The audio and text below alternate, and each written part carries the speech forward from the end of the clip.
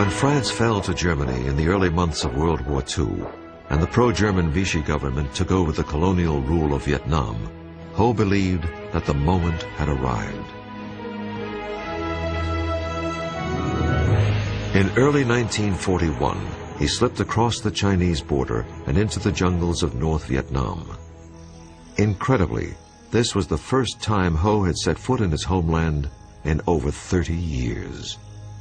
He was armed only with his ideas, but he was determined to lead a revolution, to liberate his country, or to die trying.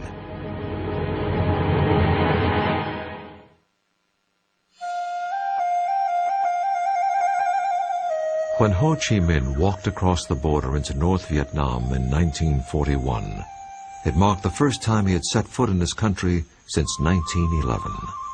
He had no weapons, almost no money, and very little support. But he was determined to organize a guerrilla movement that would drive the foreigners from his country.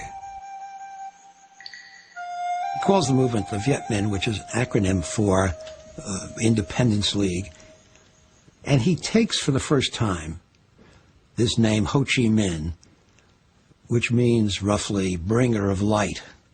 So Ho Chi Minh begins to exist under that name, the famous name, now, 1941. Well, there seems to be something of a myth that Ho Chi Minh, when he came back to Vietnam after 30 years of absence, was looked upon by, quote, everybody as the leader of Vietnam. I doubt that that's the case, because there was not the kind of media ability to influence the thought of people in the countryside. At that time, 90, maybe 95% of the people in Vietnam lived in small villages and cultivated rice. There were educated Vietnamese in big cities like Hanoi and Saigon who greatly admired Ho's writings under his pen name Nguyen the Patriot. But they were in the minority. The vast majority of the people in the country were not familiar with Ho or his work. In fact, most of them could not read. So his main aim was how to communicate and become close to the peasants. So he managed to adopt this very popular style, talking very simply to the peasants and being like an uncle, you know, a member of the family. Ho brought the role that his father had played as the avuncular village mandarin or local public official to a national level. Though some critics believe that this persona was nothing short of a calculated act, it was effective and the movement gained momentum. I think Ho Chi Minh's goal determined his behavior. In order to reach the masses, he had to be looking and acting and living like a peasant, to be in communion with the needs of the peasants. Ho and his followers also promoted the notion that he was a lifelong celibate who didn't have time for romance or a family because he was so devoted to his cause. This was a myth. It's fairly clear now that he had several relationships. Whether they were formal marriages or not is difficult to substantiate because there are no certificates that we can point to. It's quite well established that he had either a Chinese wife or a Chinese concubine when he was in Hong Kong. No one knows at this point what happened to that woman. If Ho was married when he returned to Vietnam, it was to his cause. He was much more interested in finding the right people to form the nucleus of his movement. One of Ho's best decisions was to enlist the help of a talented young man named Vo Nguyen Giap. Giap had a brilliant military mind and was a born leader. But when Giap and his men first encountered Ho, they didn't know who he was or why they should follow him.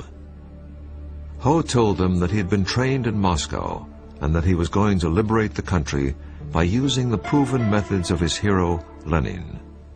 Giap and his men, and hundreds of others, soon joined Ho.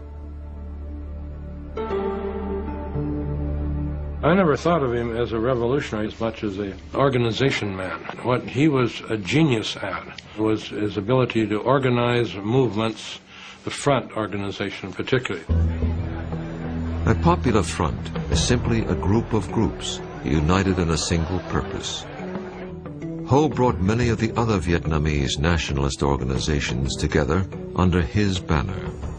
But in order to do this, he had to focus on the issues that would appeal to the broadest possible group. One was the issue of national independence, and the other was what might loosely be called social justice, which would mean land reform, better working conditions, democratic rights, and things of that type. You note here not a single word about communism, about collectives, about nationalization of industry, but very simple humanistic ideas that the vast majority of the Vietnamese people could accept.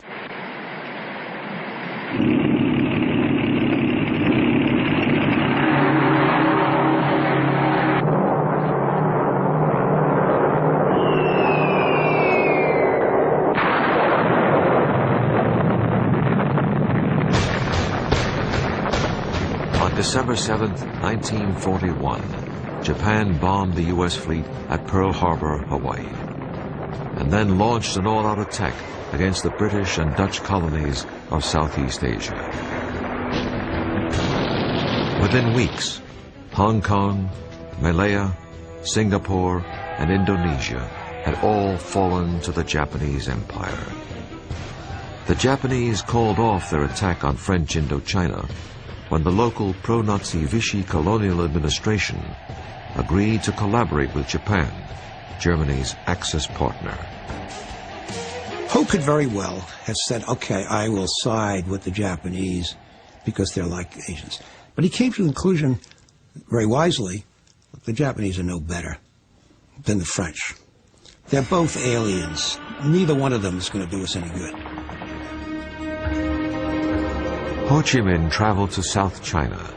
Since the Chinese were also fighting Japan, he believed that he could get some military aid from the nationalist Chinese.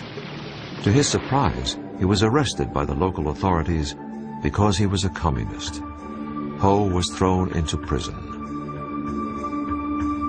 He kept a journal, writing mostly in the Chinese of his youth, in hopes of converting his captors to his point of view. In one poem he wrote, "My heart travels 1,000 miles toward my native land. Innocent, I have now endured a whole year in prison. Using my tears for ink, I turn my thoughts into verse." Ho's health deteriorated as the months passed. He had to find a way out of prison, or he would never live long enough to liberate Vietnam.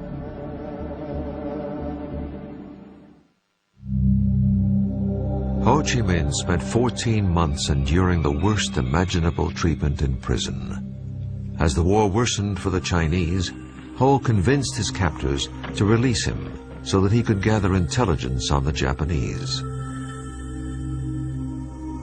He was released in 1943 and walked all the way back to his old base in North Vietnam. His compatriots were stunned.